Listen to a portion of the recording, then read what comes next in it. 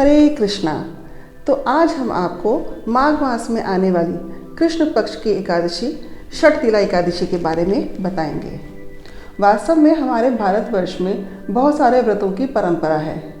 इसी प्रकार हर 15 दिन में आने वाली एकादशी जो कि षटतिला एकादशी इस बार पड़ेगी, उसके बारे में हम आपको विस्तार से बताएंगे। एक समय की बात है, दालभ्य ऋषि ने पुलत्स्य मुनि से पूछा कि हे ऋषिवर, आध्यात्मिक आत्माएं जब इस भौतिक जगत में आती हैं और पाप कर्मों में लिप्त हो जाती हैं, तो भला वे उसका प्रायश्चित किस प्रकार से कर पाती हैं?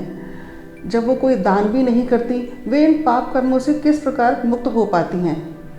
दालभ्य ऋषि की ये बात सुनकर पुलत्स्य ऋषि ने कहा, हे दालभ्य ऋषि, जब कोई इस षटतिला एकादशी के दिन सफ़ेद या काले तिल कोई भी दान करता है, तो वह जितने तिल वो दान करता है उनको बोने के पश्चात जितने तिल भी होते हैं, उतने तिलों की मात्रा में वह स्वर्गलोक में रहता है।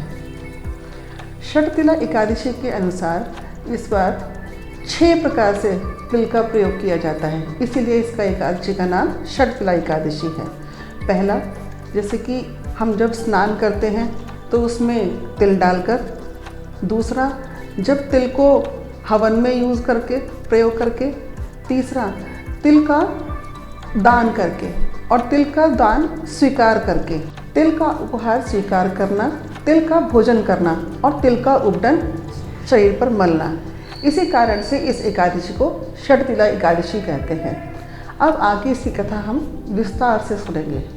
एक बहुत समय की बात है कि एक बार ब्रह्म ऋषि नारद और भगवान श्री कृष्ण के पास पहुँचे।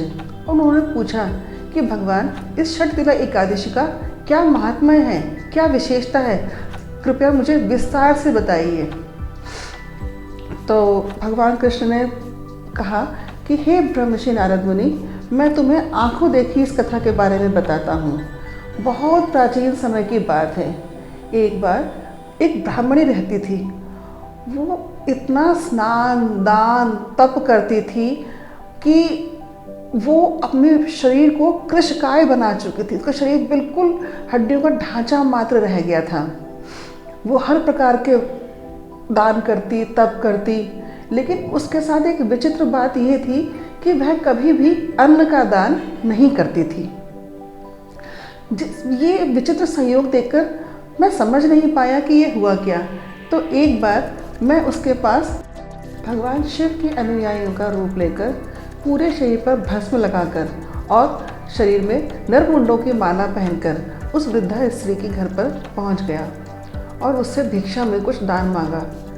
जैसे ही मैंने उसका दरवाज़ा खटखटाया, उसने बड़े प्यार से पूछा कि आइए महात्मन, आप कौन हैं और क्या चाहते हैं? जैसे ही मैंने उससे दान के लिए कुछ कहा, वह अत्यंत ही क्रोधित हो गई और उसने गुस्से में एक भारी पत्थर का और मिट्टी का पत्थर उठाकर उसने मेरी झोली में डाल दिया।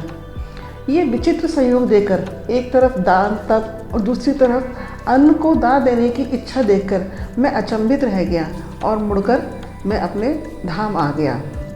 उसने जो मिट्टी का ढेला दिया था, मैंने वही मिट्टी के ढेले से उसका एक मकान बना दिया धाम में। और अपने इसी प्रकार के अनेक व्रत और तप करती हुई अंत में वह वृद्धा ब्राह्मणी इस शरीर के साथ ही धाम पहुंची। जब धाम में वह पहुंची तो उसे अपना एक मकान मिला, लेकिन यह क्या, जैसे ही वो उस मकान में पहुंची, वो मकान उसे खाली मिला। उसमें कोई फर्नीचर नहीं, कोई कुछ नहीं, सिर्फ दीवारों का ढांचा। ये देखकर वो अत्यंत क्रोधित हुई और मेरे पास आई।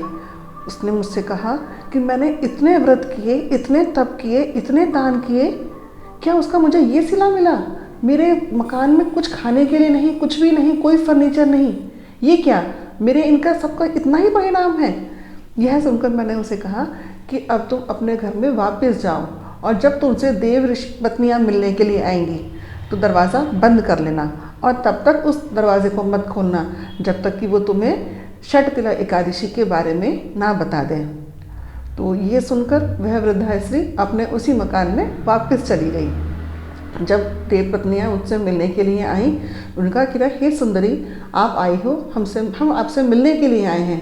उसने कहा मैं यह दरवाज़ा नहीं खोलूँगी, यह दरवाज़ा मैं तभी खोलूँगी जब आप मुझे षटतिला एकादशी के बारे में बताएंगी। ये सुनकर वे स्त्रियाँ देवपत्नियाँ वापस चली गईं, किंतु थोड़ी ही देर बाद वापस आईं और एक स्त्री मुझे बहुत मधुर तरीके से उसको कथा सुनाने लगी, ब्राह्मण स्त्री को।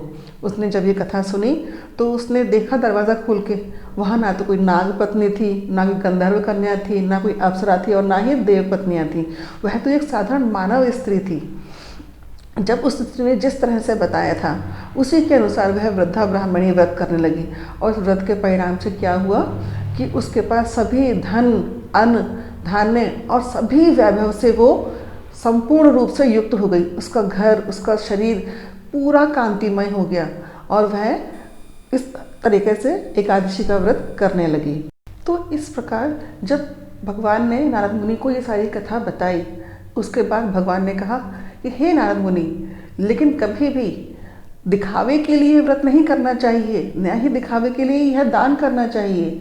आपको चाहिए पूर्ण श्रद्धा के साथ मुझ पर विश्वास करते हुए इस सभी प्रकार की एकादशियों का पालन करें।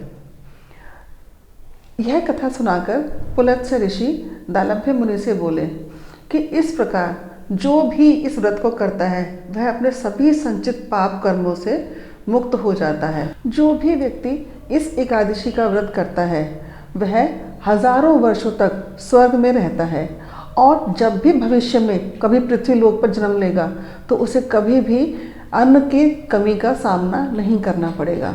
इस प्रकार भविष्य उत्तर पुराण से इस कथा का यह संपूर्ण वर्णन संपन्न हुआ। हरे कृष्णा।